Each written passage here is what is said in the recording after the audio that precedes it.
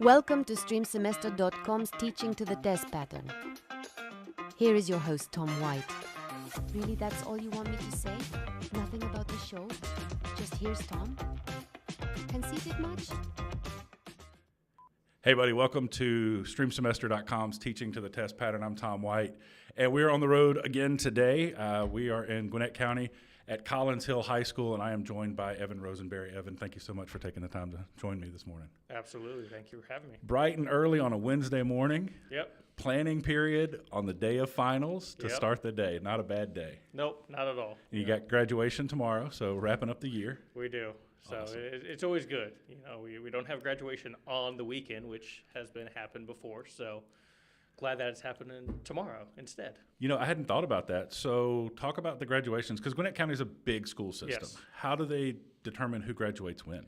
So what happens is we all kind of use like Gas South Arena, and it's kind of on a rotation system. So I think it's alphabetical order, I think, in a sense. So they just have everybody in place, and then, you know, hey, you're on this day, you're on this day, you're at this time, whatever.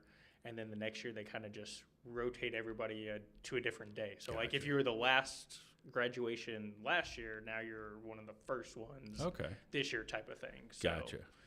you know, when it falls on Memorial Day, that becomes a very important. That is very important. I was telling the guys at the office earlier this week, when I was in Rockdale County, I was at the Career Academy. We had the 3 high schools, and we produced the live stream. Okay. And it wasn't a problem late in my time there, but at the beginning, so 2011, 2012, we would literally we only had one Verizon hotspot.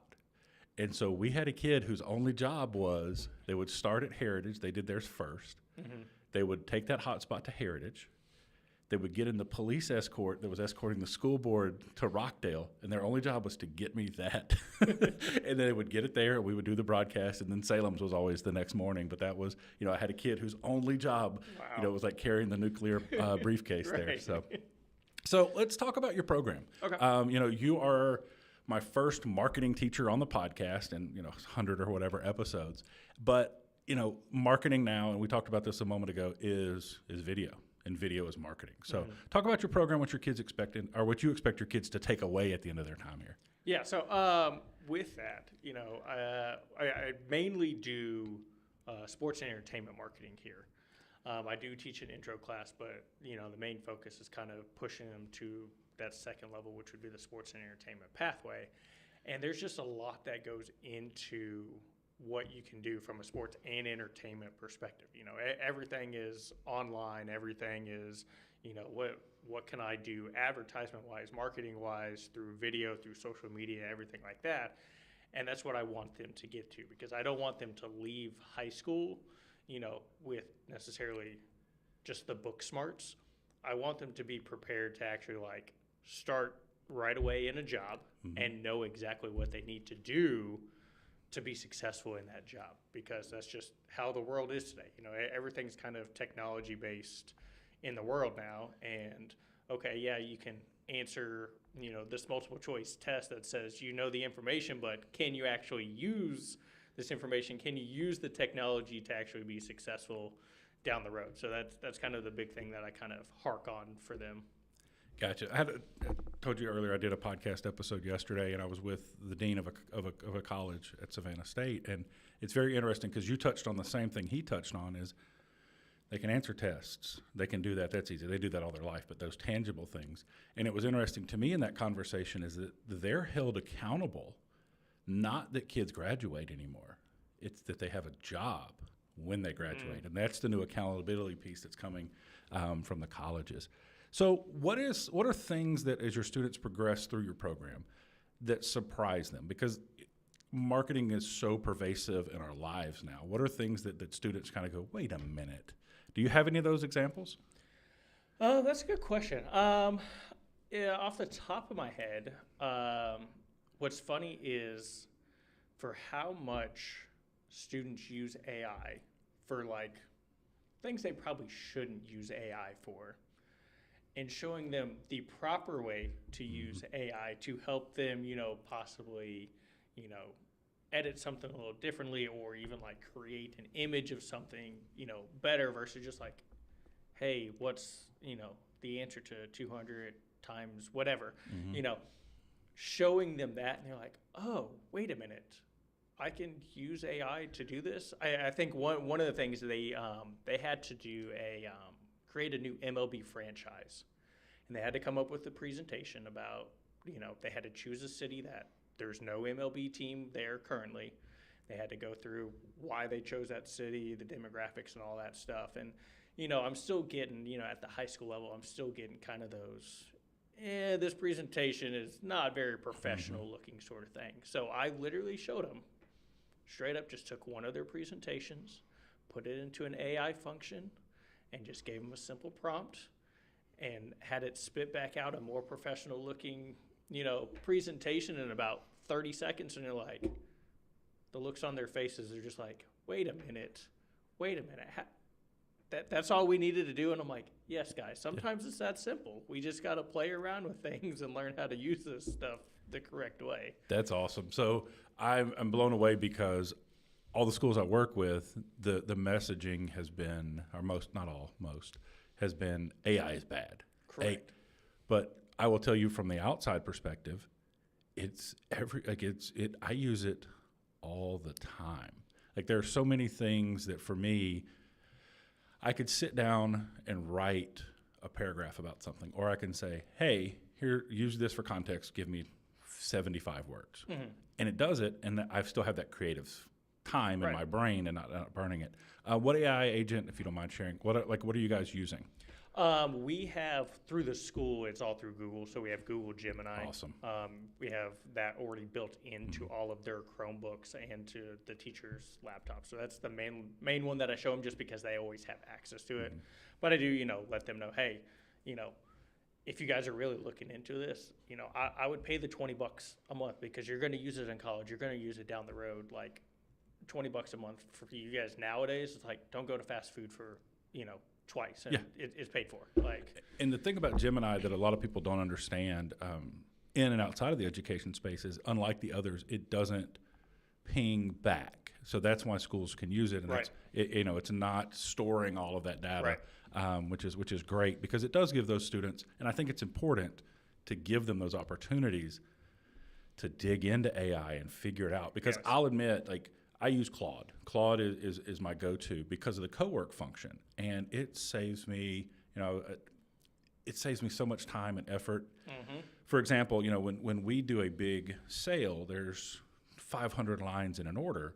I can put it into Claude and say, check and see if I missed something, and it will go and go, oh, you missed a converter right there.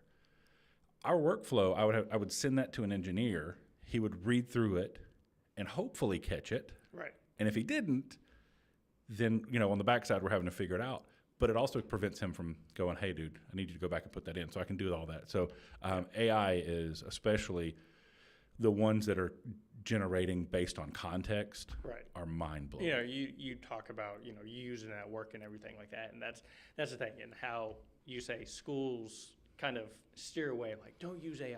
I'm like, okay, but to some extent, they need to know how to use it the proper way. Because my wife works for a world-known company, and they use Claude as well. And, she uses it on a daily basis. Mm-hmm. And I'm like, we can't tell these kids not to use AI whatsoever. And then they go to their first job, and everybody's like, yeah, well, just use AI and do it. And they're like, well, I don't know how to do that. Yeah.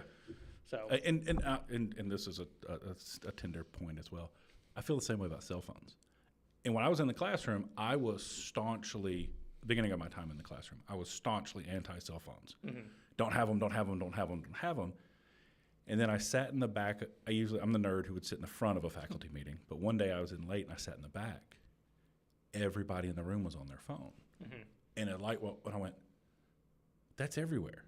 Adults are doing it. So we're telling the kid, instead of preparing them, we're telling them no.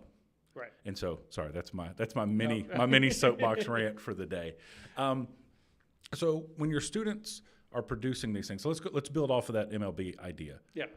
What are things that when they do those, what are things that surprise you that come back from them? Really just kind of the ideas of why they chose these things.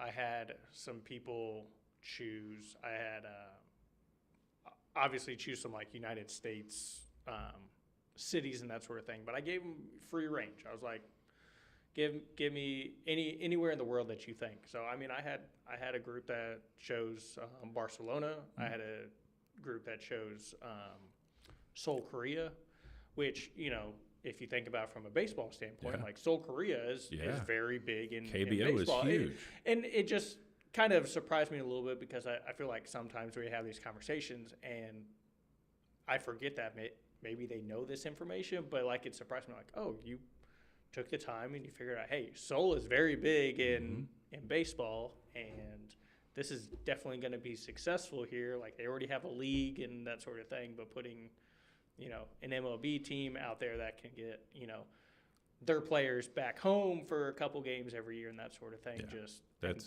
that's brilliant. I mean, you know, that's one of the things that, you know, with project-based teaching and opportunities like that, they get to dive in and you get to see them a little bit different than you do, because if they're just doing tests, it's A through D and, you know, what have you. But when they're doing that, you can kind of find their passions a little bit, and you as a teacher can play off of that. Speaking of passions and playing off of that, we're using the VidPod today, and you've had it for a semester. Yep. You said your kids love it. Tell me about that. Tell me what they did and kind of things that they walked away with. Yeah, so when we got the VidPod, what our principal brought to us was she was like, hey, let's choose just one sports team this semester to focus on. So we chose our boys soccer team just because typically they have the most success out of our spring sports historically. So that's what we did, and they made it to the Final Four this year, the state tournament. So it all paid off in a sense. But so, you know, I kind of let them take the reins. I'll let my students take the reins of like, hey, how do you guys want to run this? We're going to do the boys soccer team. We'll need to interview some players, coaches, however you guys want to do it. But let's, you know, kind of as we go along, give a review of like how the season is going, that sort of thing. And they just took off running with it. They set it up. I remember the first time that we were going to do the first podcast, and I'm like, all right, guys, I need, you know, outline of who you guys are going to interview, how you guys are going to do it, that sort of thing, so you guys are organized. And they did it, you know, that day in class. And then I'm like, all right, let's do our podcast on Thursday. And they're like, well, we can do it today if you want. Like we're ready to go. Wow. Like they were all for it. Like they didn't want to wait anymore. They're like, no, we're good. Like we got everybody that we need to interview, and let's go from there. So these interviews, the biggest thing for me on the VidPod is not the production piece. It's the thing about the kids actually talking to each other.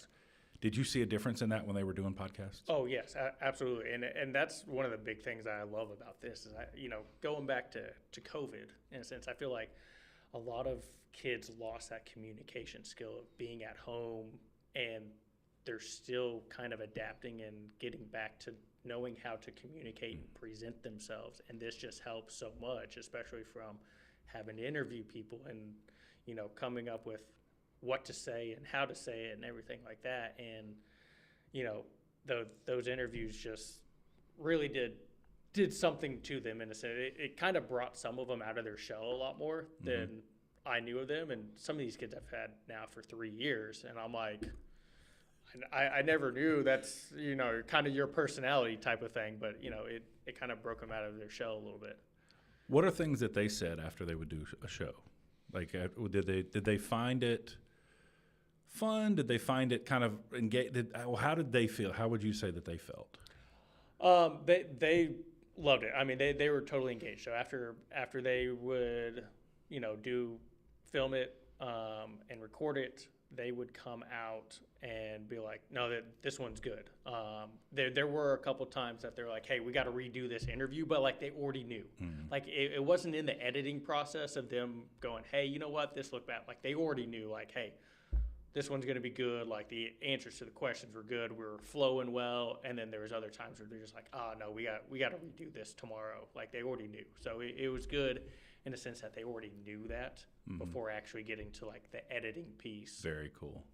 That instant feedback thing is something that's tough in education. It really is. And you know, the ability for them to analyze it on the fly. That goes back to that professionalism piece.